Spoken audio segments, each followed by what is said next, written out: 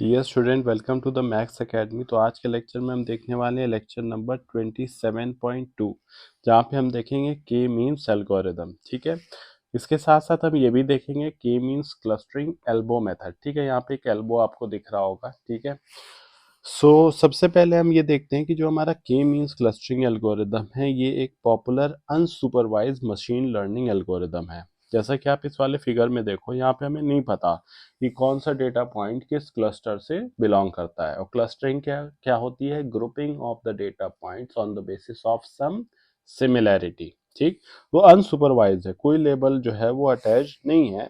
तो बिफोर के मीन्स देखो आप, हमें नहीं पता कौन किससे बिलोंग कर रहा है। आफ्टर के मीन्स, जब भी हम के मीन्स को अप्लाई कर दे रहे हैं, तो हमें पता चल रहा कि okay, this set of data point belong to this cluster and this set of point belong to this cluster. Okay, so moving on to the next slide. थोड़ा सा के मीन्स के बारे में और जानते हैं। यहाँ पे क्या होता है, पार्टीशंस होते हैं डेटा पॉइंट्स के इनटू के डिस्टिंक्ट, ठीक है, नॉन ओवरलैपिंग ग्रुप्स। और ये होते कैसे हैं? By minimising the distance between the data points and their cluster centre, जिसको कि हम क्या बोलते हैं? सेंट्रॉइड। तो K is different for different data set, specifies the number of clusters। ठीक है, ये नंबर है, specifies the number of clusters, जो कि क्या है? User defined. और क्लस्टरिंग क्या होती है? जैसा कि मैंने पहले बताया, grouping on the basis of some similarities. ठीक है, तो here the centre of cluster is calculated as the mean of all data points within that cluster. तो इसका एक एल्गोरिदम है जहाँ पे हम सबसे पहले रेंडमली सेलेक्ट करते हैं के को टू सर्व एज सेंट्रॉइड।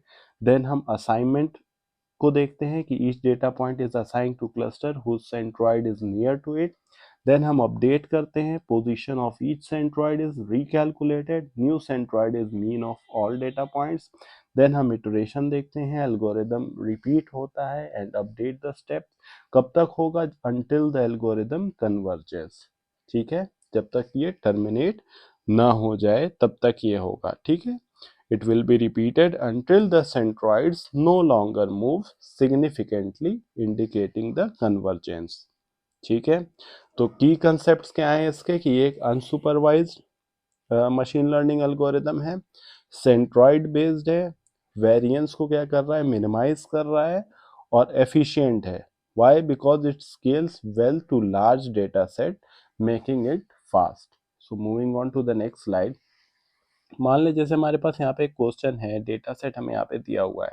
तो सबसे पहले हम क्या करते हैं, कोई भी रेंडमली हम तीन क्लस्टर को हमने जो है वो अपना क्या मान लिया है? सेंट्रॉइड मान लिया है। ठीक है, कोई भी इनिशियल क्लस्टर्स हमने उनको मान लिया है। पहले तीन जो है रेंडमली हमने उनको इनिशियल क्लस्टर्स अपने मान लिया है। ठीक है, जिससे कि हम डिस्टेंस कैलकुलेट करेंगे। ठीक है, इनिशियल क्लस्टर माना है हमने तीन को।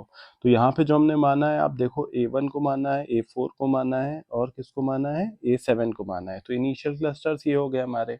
अब हम क्या कर रहे हैं कि A2, A3, ठीक है, A5, A6, A8, इन सभी के डिस्टेंस इनसे देख रहे हैं।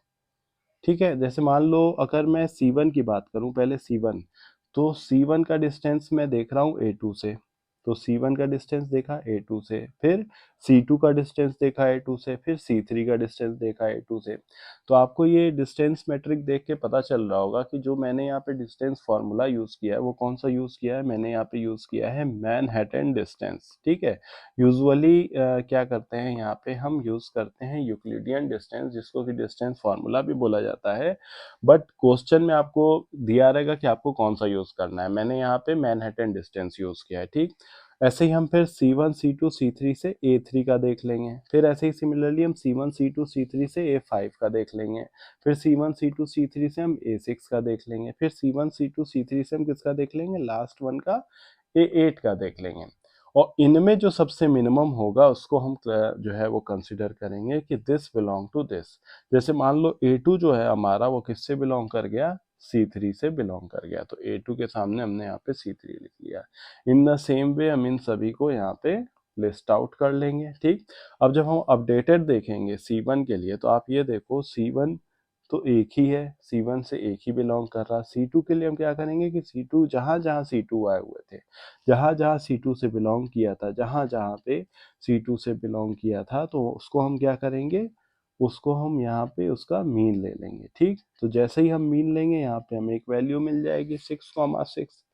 ठीक है, जैसे देखो आप C2 पहले किससे बिलोंग किया था, ये जो है हमारा C2 हमारा किससे बिलोंग किया था, C2 हमारा किससे बिलोंग किया था, 85764 हमने लिया है, 85764।